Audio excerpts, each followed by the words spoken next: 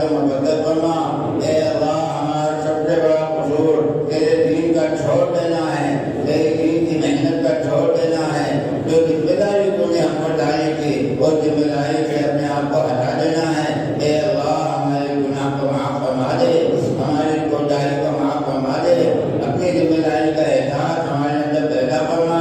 تو نے جس کام کے لیے پیدا کیا ہے اس کام کو سمجھنے کی توفیق عطا فرما، اس کام کو کرنے کی توفیق عطا فرما، اس کام کے لیے جن صلاحیتوں کی ضرورت ہے وہ صلاحیتیں ہمارے اندر پیدا فرما۔ اے اللہ ہم کمزور ہیں، تیری مدد کے بغیر نہیں کر سکتے۔ اے اللہ تو مدد فرما دے،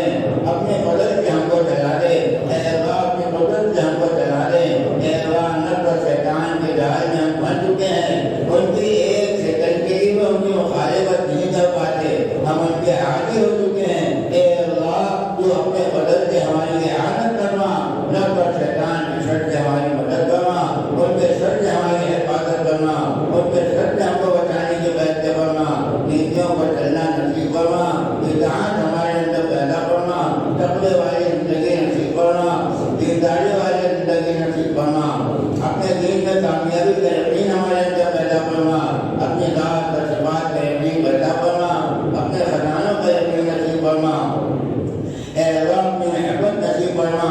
اپنے نبی کی محبت نصیب فرما،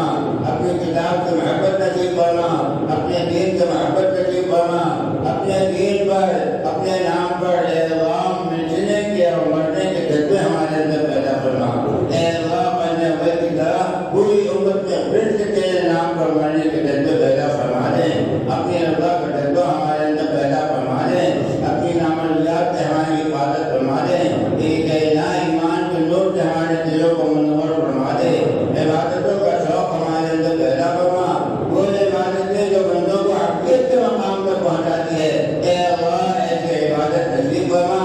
اپنی عبادتوں پر محنت کرنے کی توفیق عطا فرما، یہ حالت سے حفاظت کرنا۔ اے اللہ مقصد سے حفاظت کرنا، مقصدی سے حفاظت کرنا، یہ عقائد سے نام و نمود کے شہرت کے جذبے سے ہماری حفاظت کرنا، اخلاص و للہیت پیدا فرما، اخلاق حکیم ہمارے اندر پیدا فرما، اپنا دھیان ہم سب کو نصیب فرما، علم نافع ہم سب کو عطا فرما، ہماری جان اور مال کو ضائع ہونے سے بچا لے، ہماری جان اور مال کو اپنے دین کے لیے قبول فرما، دنیا اور آخرت کی بھلائی نصیب فرما، ہمارے ایمان کو شفا عطا فرما۔ بہت سے لوگوں نے دعا کے لیے کہا ہے، کسی کے اولاد بیمار ہے، کسی کے ماں باپ بیمار ہے، کسی کے رشتے دار بیمار ہے، کہ اللہ کوئی امت کو بیماری سے نجات نصیب فرما، بیماری کی شفا عطا فرما، مقبولیت کے پردوں کی ادائیگی کو بہتر فرما، پریشان حالوں کی پریشانیوں کو دور فرما، بے اولادوں کو نیک صالح اولاد عطا فرما۔ اے اللہ بے اولادوں کو نیک صالح اولاد عطا فرما۔ اے اللہ جنہیں اولاد دی ہے انہیں اپنے ماں باپ کی خدمت کی توفیق عطا فرما۔ اے اللہ ماں باپ کو اولاد کی تربیت کی توفیق عطا فرما، ہمارے جوڑ کو قبول فرما، جمع ہونے کو قبول فرما،